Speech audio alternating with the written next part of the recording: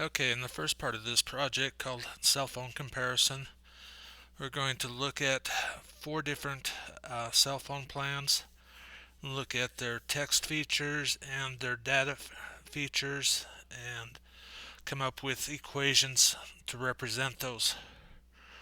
So if you'll remember the old standard slope-intercept form of a line, y equals mx plus b, we know that m represents slope or a rate of change, and that b represents a starting value or a constant or the y-intercept.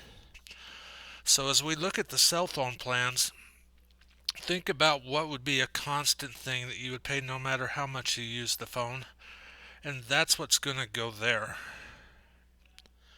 And then your m value will be that thing that changes by the amount you use it. So you'll oftentimes see that as represented by a cost per something, cost per unit, whereas the starting value might be just a base monthly charge or something like that. So in this first section, you're going to write your four equations for text functions. And then after you have your four equations for text functions, asked to use those to find out how much it costs to send 500 and how much it costs to send 1,000 texts.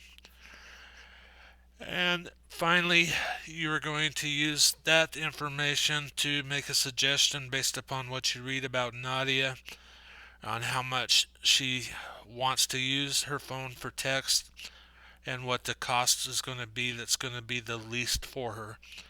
So in this section, you're just going to use 500 for x and 1,000 for x with each equation and figure the unit out.